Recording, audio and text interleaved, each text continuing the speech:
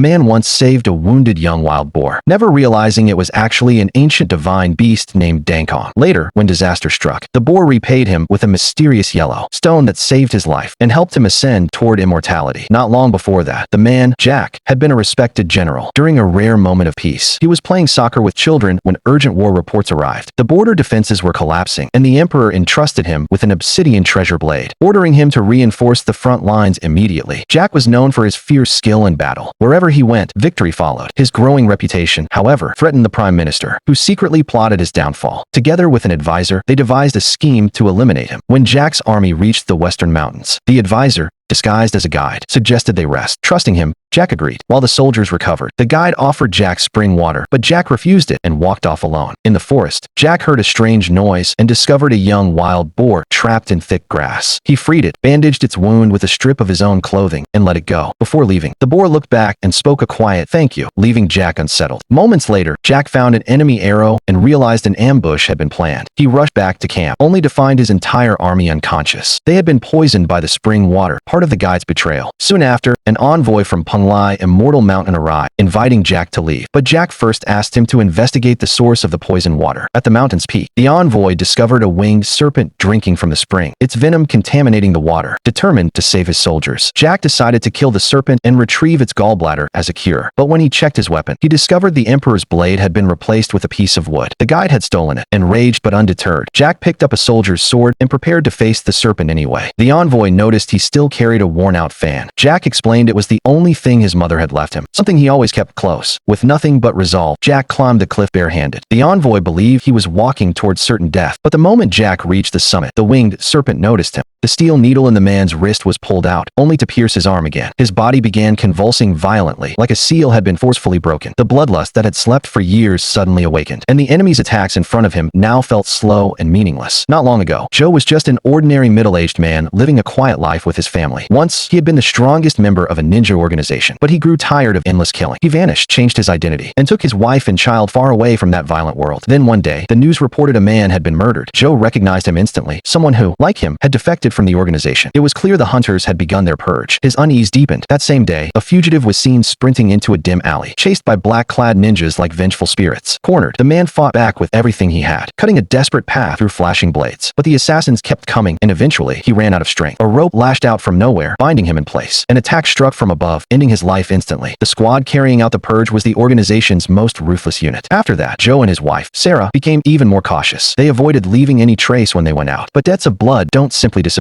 If you betray the organization, it will find you sooner or later. One night, Joe went downstairs for water, unease gnawing at him. Then he froze. Outside the window, everything was bathed in a strange red glow. Before he could react, two black-clad ninjas emerged from the shadows and attacked without hesitation. Joe fought back fiercely, but he didn't realize another team had already slipped upstairs toward his family. It wasn't until he heard his child scream that he understood something was wrong. He tried to rush forward, but an assassin blocked his path. Forcing his way past, Joe ran desperately. But as he turned, two steel needles shot through his throat. He collapsed, badly wounded, yet still managed to drag himself up the stairs with what little strength he had left. When he reached the room, the sight shattered him. Ninja bodies lay scattered everywhere. Sarah and their young son were lying in a pool of blood. Then, in the next instant, the leader drove a blade into Sarah's neck, taking the last of her life. Joe's grief and rage exploded, but before he could act, a sharp weapon pierced through his chest from behind. Even with fury burning inside him, his body could no longer endure. He collapsed, his vision fading into darkness. Moments later, police sirens echoed in the distance. Once the attackers were certain Joe was dead, they vanished without a trace. By the time the police arrived, all that remained were the lifeless bodies of his family.